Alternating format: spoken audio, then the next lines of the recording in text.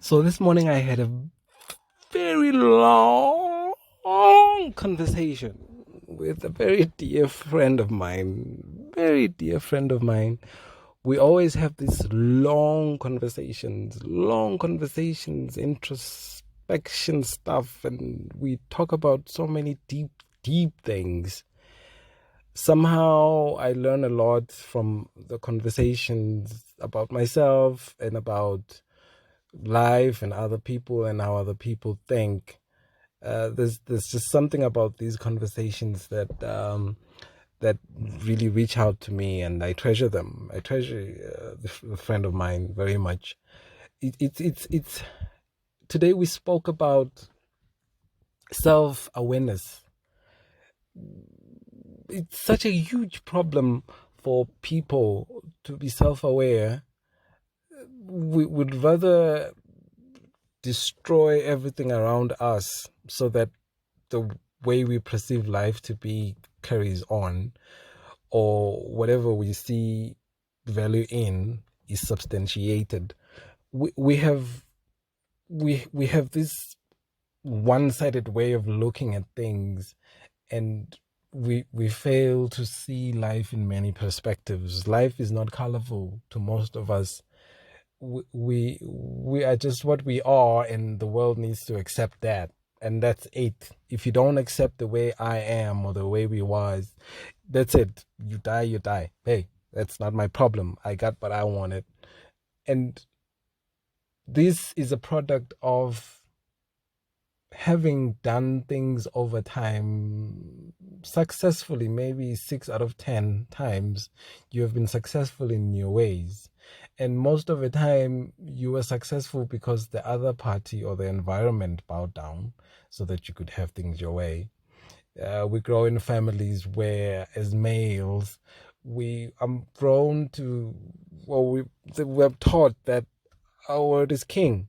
What we say matters, and people should just take it.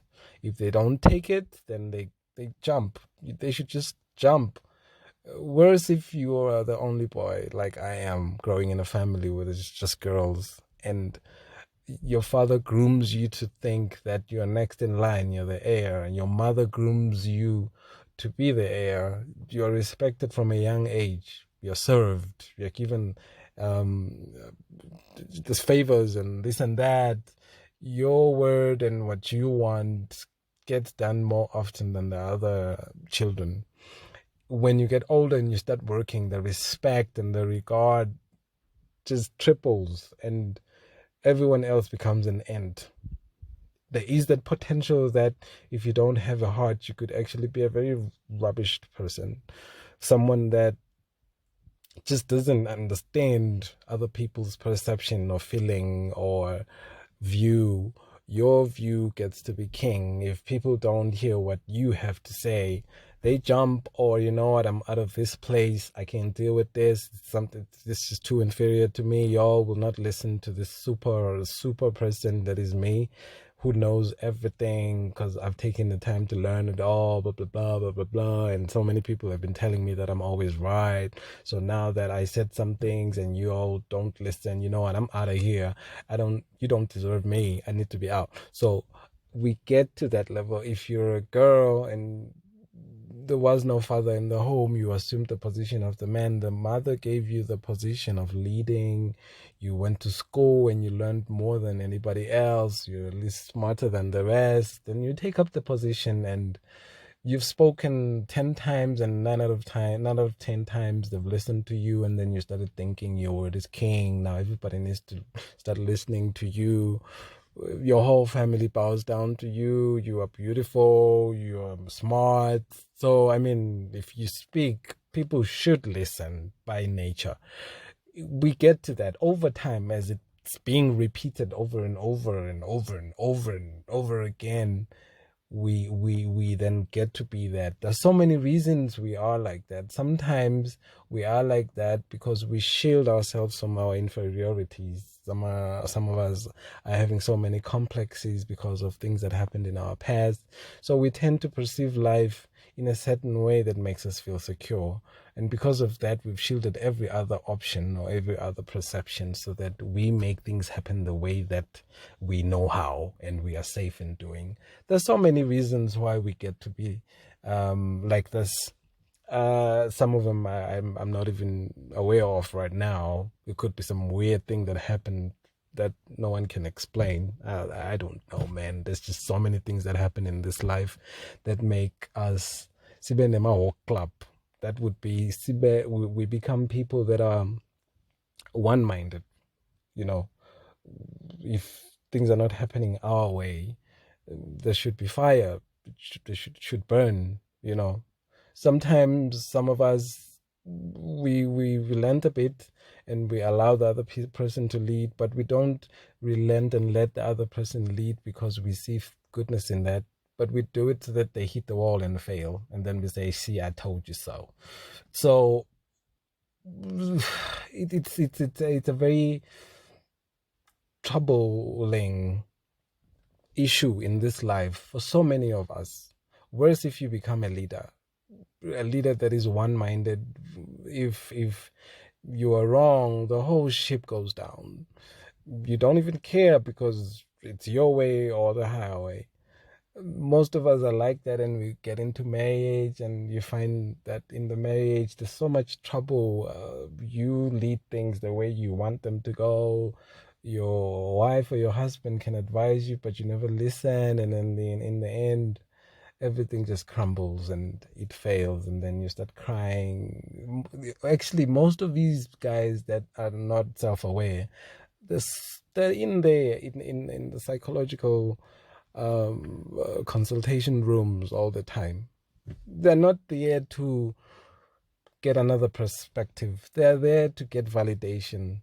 So the way they will present their situation is that they have been wronged.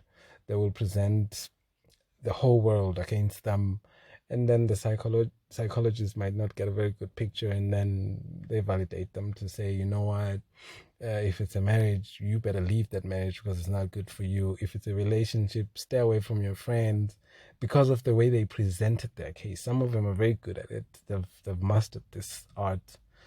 Some of them are going there genuinely, and then they are given the options and the things that could help them, but they never take them because they're so stuck in their way.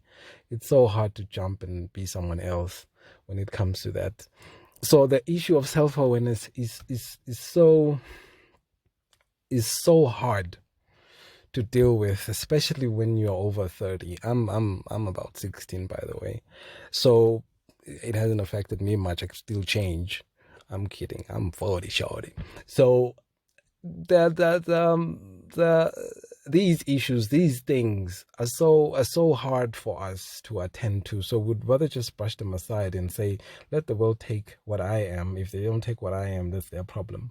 So we don't attend to these things. Yet as you grow older, the destruction is larger. Your sphere of influence is growing, yet you haven't changed much. You're not adapting to the environment that you're in. So you kill more than you did 16 years ago, but you continue. And by the time you're 60 and you're there, maybe you get to be a very prominent person in the world, you do more damage as you go ahead and as you do what you do. And we can't then say because you're old, you can't try to change. You really have to look into this.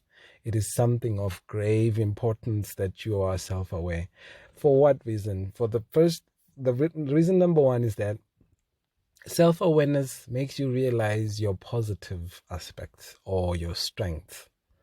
If you know your strengths and you know your competitive advantage in every situation, you have a better chance of winning. You know what to do when certain situations come your way. You are not doubting your way. You are not doubting your strategy. You know what you're good at, and you just do what you're good at. That is the first reason. The second reason is that if you're aware of your weaknesses or your negatives, you better deal with situations that affect you negatively or situations that come at you unexpectedly. So if you know that you have a problem of not listening, if you are aware of this, if it's something that you have accepted that, you know what, I'm not a very good listener. Whenever an opportunity to listen comes, you will do your best. That's when you will spend much of your energy. You will do your best to listen with an open mind. And you'll find that you gain something out of it. When you know that you have an issue with anger, you're easily irritated. Then when something that irritates you come, you will start seeing it as a challenge to overcome more than something that you need to crush. So when you are aware of your weaknesses, when you are aware of the things that disturb you or make you be an animal in the community, you better attend to them when they come, because you're now aware. So it is very important that every one of us are aware of this. I've just realized that I'm one of those people that are emotionally inclined. For every decision that I make, if it's a scale of 100%, I will use my emotions 80% of the time to make a decision. So you'll find that if the decision that I'm making is wrong, 80% of the time I make wrong decisions, because I only use 20% of my mind to decide and 80% of my mind to decide. So that has influenced so much of my decisions in the past. I look back and I think, if only I would have applied a little bit more mind, things would not have been the way that they are now. This and that would not have worked out the way that it did. But I'm only realizing that now because I've had the opportunity to self-introspect and to see that, you know what, I'm really just an emotional being. Maybe it's because I was grown much by my mother than my father. So she done gave me much of that feminine thing. But anyways, you know what? It's good. I like it because now I relate better with women. I understand their processes and things that happen in their heads. Not that I can fully understand, but I have a little bit of understanding when it comes to them, because that side of me was groomed much. The emotional side. I grew up with girls. There were so many girls in the house, and then there was my mother. So I lean towards my heart more than I should sometimes. It's good to lean towards your heart sometimes, but it should be under the guidance of your mind. If you are leaning towards your heart without putting much thought to it, you are going to mess up a lot. You are going to make a lot of emotional decisions without much consideration of the mind and what is right. So over the years, I have learned to see that, and I have been working much to make sure that the decisions that I make are strongly influenced by both parts, the mind part and the heart, so that I am able to have a balanced decision at the end of the day. I've made the mistakes where I had to reverse things and try and put my mind into it because I'd crossed the line because of, being used to the idea of using my heart. So that only came out because I was able to introspect. I was given the opportunity by God's grace to look into myself and see my frailties and my weaknesses, the issues that affected me in the past, the things that worked at my head in my background, the things that I lacked, the things that I had too much of, the pampering and the non-pampering, the situations I was brought into, and all these things that made me who I am. I have looked into and I've realized that they have influenced me much. Some good, some bad. For the bad, I can still work on. Whereas when you become a Christian, you can tend to be a very emotional Christian that is more nice than just. God was just.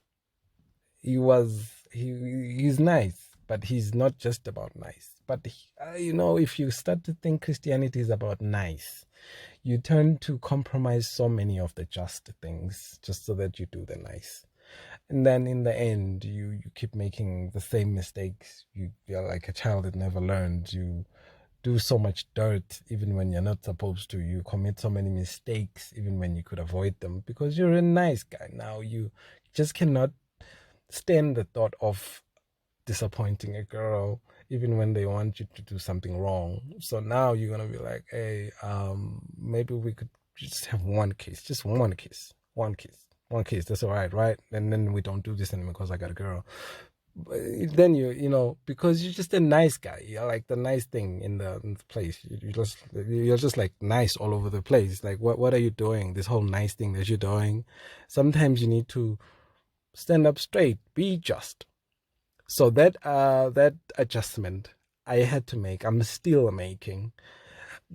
It's a very tricky situation, but it's very important. It's the hardest thing I can ever do. It's so hard. My brain is blowing all of the time when I have to do this thing. It's so hard. I'd rather just do what my heart pleases and then get over this. But when I have to stop myself and let the other person or the environment or the things that are around me crumble because of this decision that I make, it's so hard. It is the hardest thing. Even today, I am stuck in situations that needed me to just be strong and be just, but I couldn't do it. I can't do it sometimes. Because I can't do it sometimes, the problems persist. They go on, and the impact and the repercussions of that grow wider and wider, and you destroy so many lives more than you should have. And most times you find that you make these decisions and you hook so many other people into them because you couldn't stand and be upright and just accept certain things that, in terms of your mind, this is wrong. And because it's wrong, I need to stick to it. So because of that, there's been so many mistakes. We tend to do that. We've seen so many of these things happen. Also, if you're too much of a mindy, I like putting Y's at the end of these words. I don't know why. But if you're too much of a mindy, it's my word. I just made it up. Sue me. Who regulates words and people coming up with words? I have never heard of any organization. So I'm making my own words. Mindy. Yes, if you're too much of a mindy instead of a hardy. Yeah, I made another one. There's two now. If you're too much of the mindy, not the hardy, then you're also a problem. You're gonna be Hitler, bruh. Sorry, Hitler. I meant Hitler. We call my brother Hitler. He's not. I mean, I don't mean the other. I mean my brother Hitler. If you're a Hitler, not Hitler. If you're Hitler, if you're a Hitler, you use too much of your mind and disregard the emotional aspect where you get to show care and you show heart. You're gonna kill a lot of people. You're gonna mess up a lot of things because you're trying to conquer or you're trying to progress. You're trying to get ahead in life and be successful and show your prowess. And then you disregard the other important aspects in life. You're not a balanced person. You're a psycho. Yes, you're a psycho. So again, it calls for you to learn the softer side, understanding emotion and breaking down a little bit, encompassing those things that balance you up to be someone that can deal with emotion and also deal with progress, deal with success and deal with nurturing and deal with people while you deal with development. You cannot do that if you're not balanced. You cannot do that if you're lacking somewhere, if you're too much of an intellectual that forgets that you should have a social life. You will gain the intellectual things. You'll be the smartest guy in the room that talks to nobody. You're going to be very weird, bro. I promise you. I've been there. The weird guy that always says the smart things, but no one gets to listen. If they don't listen to you, you get really angry. Have you seen that? You get so angry. These people are just so dumb. That's because you're not balanced. You're not understanding that, this is not the time for intellect. It's time for social. It's not time for social. It's time. And then you have these guys keep playing all the time. What is with these guys? They just want to play all the time. They're playing girls. They're out there having party after party, spending a lot of their money on social things. They are inclined towards the social side, the emotional side too much, that they're disrupting their progress in life. They're not moving too far because they're over investing in one area of their life than the other. And then they're not balanced people. It is something that we need to do at some point, especially if you want to get into a relationship or you're starting a relationship. You need to get these things ahead. You need to be aware of yourself. Be aware of what you like when you go out on that date. Sit there with your likes. Sit there with your weaknesses and your strengths and evaluate what they are bringing on the table? Do you think they are going to positively contribute towards your life? Are they bringing value to your life? When it comes to your weaknesses, are they going to make you stronger in them? When it comes to your strengths, are they going to enhance them when you're out on a date? Also, why are we always agreeing to be boyfriends and girlfriends before we even get to know people, especially we black people? What is up with that? And then you're in there in the relationship and you realize that this thing is not working for me. I want out. And then we guys from Hlangana, we clap the hell out of you because you don't say no to me. You can't dump me.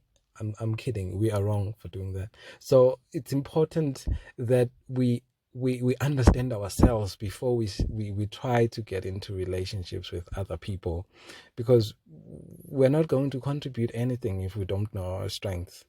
Your strengths should be your way of contributing, and your weaknesses should be something that your partner needs to be aware of so that they assist you on. But if you don't discuss these things during the courtship period or before you all become something, and then you're gonna get in there and find that his strengths are actually your worst nightmare, and his weaknesses, they make you puke. I don't like them. I don't like how he's weak. You see, we need to understand each other so that we have right feet, so that we go into every situation, even your job. Know your strengths and your weaknesses so that you know what to contribute towards the job. Don't take the job seeing that it's going to outweigh everything. Your strengths are not going to apply here. Your weaknesses are just going to be expounded. You're going to be a hell of a weak person, then everyone's going to hate you for it. You're going to hate yourself, actually. So even your job, even in every situation, when you interact with the environment having self-awareness. What are you? Who are you? Where are your weaknesses? What should you guard against? What should you enhance? How is it going to work in this situation? How is it not going to work in this situation? After you've done that assessment, now can you live with that? If it's a relationship, you've seen the other person's and you've seen yours. Is it going to work for you or not? Regardless of how you feel. Is it going to work or not? So that when you decide, the decision is influenced by your mind and your heart. Now, the situation gets even better if you're a Christian. This is what God does for you. When you're a Christian, God makes you realize your mistakes. So when you realize your mistakes and your weaknesses, God is always there to help and support you to be stronger in those weaknesses. When it comes to your strength, God, through his power, then multiplies your strength so that your strength becomes a superpower, something that will do wonders for you. So God does that for you. He comes and he brings the light to you to say, this is your wrong. This is your wrong. So many of us only give God one door in our lives. That is the door of repentance, or for that one great sin that you did. But there's other things that you don't have right inside of you. Not just the things that you did outside, because those things that you did outside came because of the things inside. There's some brokenness inside of you. You won't allow Christ to knock on all of those doors. So because you won't allow him to knock on all of those doors, you'll always be the Christian that has an attitude. Brother, what is your problem? Aren't you supposed to be saved? Why are you saved only in this aspect? Why are you not fully grown and fully wise? There are some areas in your life where you are pretending like a child. You're not acting right. While you are the best worshiper in the house, you are the worst crybaby we've ever seen. You just won't stop crying, or you won't stop being mad at everybody, or your heart is just, you have such a terrible heart, and it shows, but you keep saying you're God's child. And then we say, it's grace. It is grace. But it is something that God is showing you to say you need to work on. So all those areas where you keep repeating the same mistakes, as a Christian, God is showing you that you need to work on. So take the time, look into the situations, work on yourself. If you're someone that keeps reacting so badly, why should you go on like that forever? But you still call yourself a Christian. So the Spirit has said to you, you're a bad reactor, bruh. You need to work on that thing. If you see danger coming and you know that you're going to react, the Spirit then says, that is your problem. Now work on it. Let's try. You need to change it, switch it up. So even in the other areas, your heart is so evil. We have evil hearts. There's evil people out there. I'm included. We have these evil things that we keep inside of us. Some of them because of the abuse in our past. Some of them because we're just ignorant of them. Some of it, but God is in the interactions, the daily interactions. God always makes sure that you see these things. He brings them to light so that you work on them through His assistance. The world can provide worldly assistance, but we have Christ. He gives us the greatest assistance, because from that evil heart, you tend to be a godly heart. Now you start loving everybody the way that Christ loved everybody. You practice that. Your heart stays on doing that. You need to do. Stop thinking too much. Do. And when you do these things, you gain a new character. You change to be someone else through the assistance of the Spirit. And then He shows you another place and another place and another place. So all your weaknesses at the end of the day become strengths. And your strength becomes your super strength. Now what are you? You're just a superhuman being, and everyone gets to say, how come you don't seem to have problems? How come you're always happy? How come you look so positive? How come you look like your life is progressing well? How come when bad things happen to you, you don't cry like everybody else? It's because you have been applying the strength of the Spirit. You've been applying yourself the way that God would want you to apply yourself, and you've become a complete person in terms of social, in terms of mental, in terms of physical, in terms of every other part of your body in spiritual form. You are the epitome. Me. That word is always hard for me. Epitome. I don't understand why there's a me when there's an E. Anyways, you know what? It's okay. It's a story for another day. We're going to come back to it later. So the thing is, you need to be a superpower. By superpower, we're saying you are the CEO that sometimes cleans the house. You are a pastor that serves.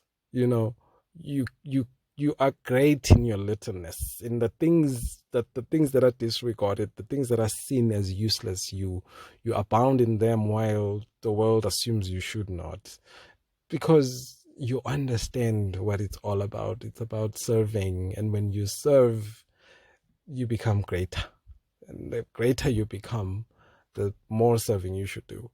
So, which is the opposite of what we see in most of our churches. The pastors are not serving us anymore.